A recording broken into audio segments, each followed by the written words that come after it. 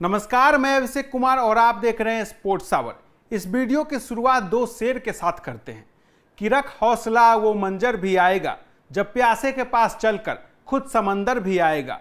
तू थक कर न बैठ है मंजिल के मुसाफिर, मंजिल भी मिलेगी और मिलने का मजा भी आएगा। जी हाँ, हम बात कर रहे हैं टीम इंडिया का तेज गेंदबाज मोहम्मद शमी की, और शमी के उन कैरियर में जो बीते हुए जो कैरियर रहे हैं, शमी के साथ जो कुछ अब तक घटा है, इन सारे चीज़ों पे हम बात करेंगे। और लेकिन इससे पहले आपको ले चलते हैं शमी के पास्ट में। जी हाँ, उत्तर प्रदेश का अमरोहा जिला, अमरोहा के सहसपुर गांव का एक तौसीफ अहमद के घर में एक बच्चे का जन्म होता है। जी हाँ, तौसीफ अहमद यानी मोहम्मद शमी के पिता।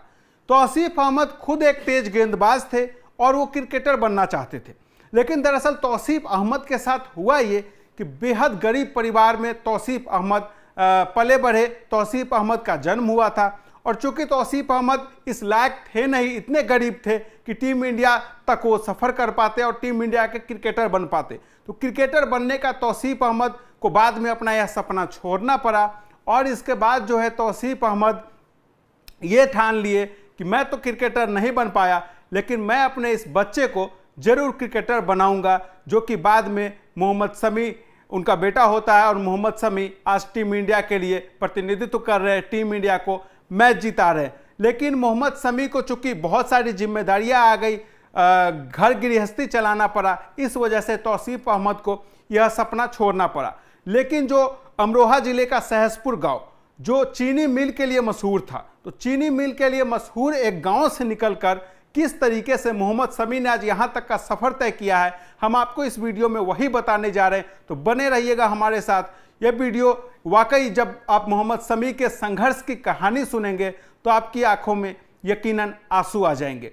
जी हाँ, 15 साल के मोहम्मद शमी को लेकर तौसीफ अहमद क्रिकेटर बनाने जैसे जैसे जब शमी बड़े होते हैं, तो तौसीफ अहमद ने पहले जो है यह भाप लिया कि यह बच्चा कुछ अलग है, यह बच्चा आगे चलकर बड़ा कर सकता है। क्योंकि जब वो मोहम्मद शमी को गेंदबाजी करते हुए उन्होंने अपने बच्चे को देखा, तो देखा कि किस तरीके से शमी की गेंद सीम करती है और शमी सामने जो बल्लेबाज खड़ा होता था उसे तकलीफ में डाल देते थे। तो इसी लिहाज से तौसीफ अहमद अपने बच्चे को लेकर अपने घर से सहसपुर गांव से 22 किलोमीटर दूर मुरादाबाद शहर लेकर जाते हैं। मुरादाबाद शहर चूंकि बेटे को यूपी की अंडर 19 क्रिकेट टीम में खिलाने का उनका सपना था, तो इसलिए वो लेकर ठीक है आगे चल जाते, आगे बढ़ते। लेकिन इसके बाद जब वो मुरादाबाद जाते हैं तो वहाँ कोच बदरुद्दीन साहब होते हैं, तो उनसे तौसीफ अहमद की मुलाकात होती है। वो उन्हें बताते हैं कि मेरे बेटे को क्रिकेटर बनना है, आप जो कुछ मदद कर सकते हैं आप मदद करिए। इसके बाद बदरुद्दीन की ही निगरानी में वहाँ पे जो मोहम्मद शमी हैं पले बढ़े, मोहम्मद शमी की ट्रेनिंग होती है, मोहम्मद शमी ट्रेनिंग करते हैं और मोहम्मद शमी कहीं ना कहीं अंडर 19 के लिए तैयार हो जाते हैं। इसके बाद जब मोहम्मद शमी अंडर 19 के लिए तैयार हो गए, अंडर 19 के जिस दिन सूची निकलने का जब दिन आया, जब वो उस लिस्ट की बारी आई, तो जब मोहम्मद शमी उस लिस्ट में अपना नाम देखने गए तो पता लगता है कि कुछ पॉलिटिकल रीजन्स थे, कुछ राजनीतिक कारणों की वजह से वहाँ पे मोहम्मद शमी का नाम यूपी की अंडर 19 क्रिकेट टीम में नहीं था। इसके बाद सोचिए इस बच्चे पे क्या गुजरा होगा जब इतने संघर्ष के बाद टैलेंट होते हुए वह वहाँ पहुँचता है और उस टीम में उनका नाम नहीं होता है। और सिर्फ वजह यह थी कि राजनीतिक कारण, किसी को समझ नहीं आता है। फिर तौसीफ अहमद जो शमी के पिता, हर जगह तौसीफ अहमद ने, अगर एक कोई बाप हो तो इस तरीके का बेटा हो तो शमी की तरह ही हो। किस तरीके से एक तरह से तौसीफ अहमद ने अपने बेटे को सपोर्ट किया और बेटे ने अपने पिता की तकलीफ को समझते हुए भी अपने पिता का किस तरीके से साथ दिया। लेकिन तौसीफ अहमद यहाँ कहाँ रुकने वाले थे, क्योंकि वो अपना सपना तो खुद ही पीछे छोड़कर आए थे। अब वो अपने इस सपने को पूरा होते हुए देखना चाहते थे। लेकिन इसके बाद जब तौसीफ अहमद अपने बेटे को लेकर, शमी को लेकर बंगाल आते हैं, तो अब बंगाल क्रिकेट के जो असिस्टेंट सेक्रेटरी होते हैं देवव्रत दास, उनसे तौसीफ अहमद की मुलाकात होती है। इसके बाद तौसीफ अहमद उनको कहते हैं, देवव्रत दास को, कि हमारे बेटे को क्रिकेटर बनना है, आप क्या मदद कर सकते, जो कुछ कर सकते वो आप करिए। इसके बाद देवव्रत दास जिस तरीके से शमी का टैलेंट देखते हैं, शमी के टैलेंट को देखकर वो काफ़ी प्रभावित होते हैं। वो कहते हैं अगर इतना टैलेंटेड बच्चा है तो मैं इसे आगे बढ़ाऊंगा। फिर देवव्रत दास शमी को अपने साथ रख लेते हैं। शमी उनके साथ ही सोते हैं, उनके साथ ही उठते हैं, उनके साथ ही खाते पीते थे। और इसके बाद शमी उन्हीं के छत्र छाया में ट्रेनिंग लिया और शमी आगे बढ़े। इसके बाद जब शमी आगे जब क्रिकेट मैच खेल रहे थे, एक मैच के दौरान एकदम अचानक से शमी पे नजर पड़ती है टीम इंडिया के क्रिकेटर, पूर्व कप्तान और क्रिकेटर सौरव गांगुली की। सौरव गांगुली ने जब शमी को देखा, पहली बार शमी की टैलेंट को देखा, तो सौरव गांगुली ने वाकई ये सौरव गांगुली को लग गया कि यह लड़का आगे जाने लायक है। और वहां से सौरव गांगुली शमी को विजय हजारे ट्रॉफी की तरफ लेकर आते हैं, शमी का नाम आगे बढ़ाते हैं। इसके बाद कुछ यूं इस तरीके से शमी का सफर रहा और शमी आगे बढ़ते हुए टीम इंडिया तक आते हैं। लेकिन इसके बाद जो शमी के साथ जो कुछ घटा वो और भी दुखद था।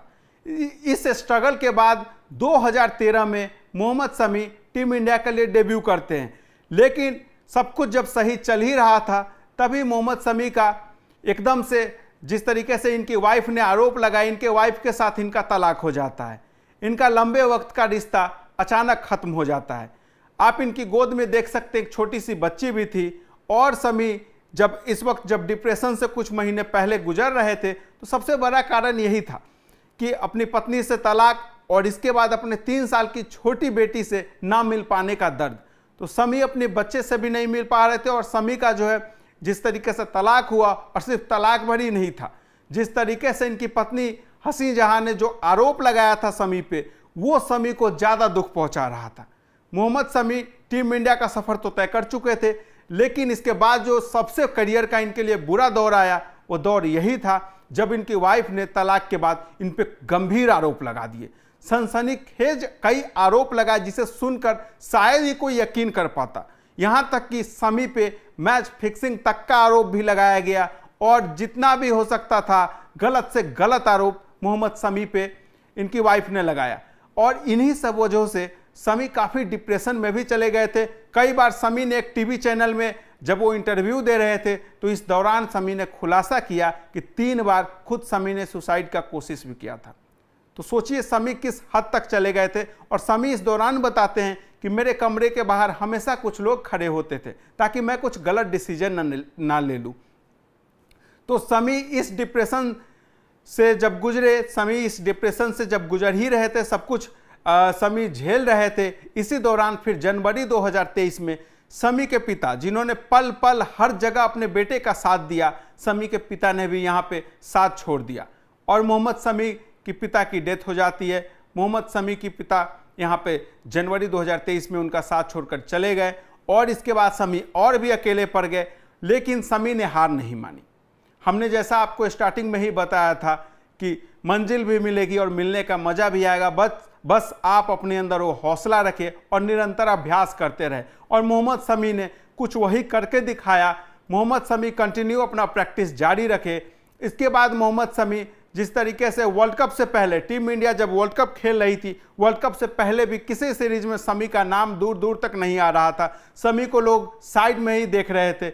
लेकिन एकदम से वो कहते हैं ना, जब आपके अंदर कुछ कर गुजरने का जज्बा होता है तो सारी कायनात एक हो जाती है आपको वहां तक लाने में। और कुछ ऐसा ही हुआ।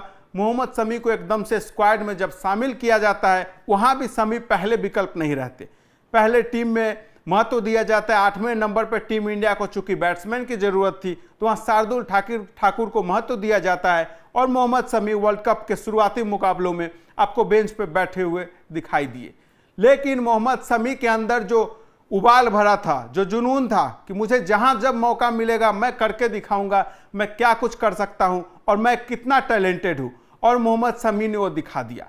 मोहम्मद शमी ने वर्ल्ड कप में जैसे ही इन्हें 3 मैचों में मौका मिला, 3 मैचों में मोहम्मद शमी ने जिस तरीके से 14 विकेट ले लिए और 14 विकेट लेकर वर्ल्ड कप के टीम इंडिया के लिए हाईएस्ट विकेट टेकर बन गए हैं मोहम्मद शमी। और 14 पारियों में मोहम्मद शमी ने वर्ल्ड कप में 14 पारी खेले, जिनमें कि 7 बार मोहम्मद शमी 4 विकेट से अधिक लेने वाले गेंदबाज बन गए। और शमी का तूफान इस वक्त टीम इंडिया को सेमीफाइनल तक पहुंचा दिया है। उम्मीद है शमी के तूफान की बदौलत ही टीम इंडिया इस बार तीसरी बार विश्व कप का खिताब भी अपने नाम करेगी। लेकिन इस दौरान जो हमने आपको बताया जिस तरीके से शमी का करियर रहा, शमी के जब वो बंगाल के कोच आते हैं शमी के करियर में, तो उस कोच का भी बहुत बड़ा योगदान था। कोच शमी को, चूंकि शमी का यहाँ पे आप एक चीज़ जान लीजिए, शमी का जिस तरीके से बिरयानी प्रेम, शमी का बिरयानी प्रेम भी एक खास किस्सा रहा है। जब जब कोच को उनकी टीम की ज़रूरत, उनको टीम को विकेट की ज़रूरत होती थी, तो वहाँ पे उनके कोच कहा करते थे कि 1 विकेट 1 प्लेट बिरयानी, और तभी शमी टीम को विकेट निकाल कर दे देते थे। तो कहीं ना कहीं शमी जो विकेट टेकर गेंदबाज वहाँ पे बने बंगाल क्रिकेट में, बंगाल में खेलते हुए, तो शमी के लिए जीवन में वहाँ पे बिरयानी का भी बड़ा रोल रहा है। ये मज़ेदार किस्सा है। लेकिन बात फिर वहीं आती है, शमी ने किस तरीके से अपनी स्ट्रगल भरी लाइफ, पहले बचपन से वो स्ट्रगल करते आए, फिर बाद में शादी के बाद जिस तरीके से उनके साथ जो कुछ वाकया हुआ, वो कोई भी क्रिकेटर या कोई भी व्यक्ति नहीं चाहेगा कि ऐसा कुछ हो, क्योंकि इसके बाद शायद ही कोई ही, बहुत कम इंसान होता है जो वापसी कर पाता है मैदान पे इस तरीके से, मोहम्मद शमी की तरह। तो मोहम्मद शमी आज के यूथ के लिए एक आइडल है।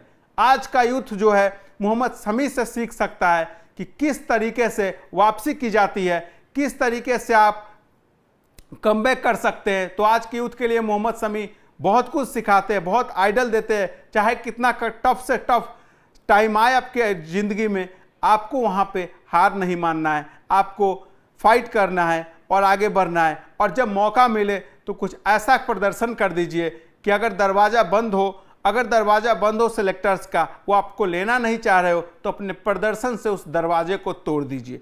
तो ये तो थी कुछ मोहम्मद शमी की स्टोरी। बाकी आपको ये स्टोरी कैसी लगी, आप हमें कमेंट बॉक्स में ज़रूर बताएं। इस वीडियो में इतना ही। जय हिंद, जय भारत।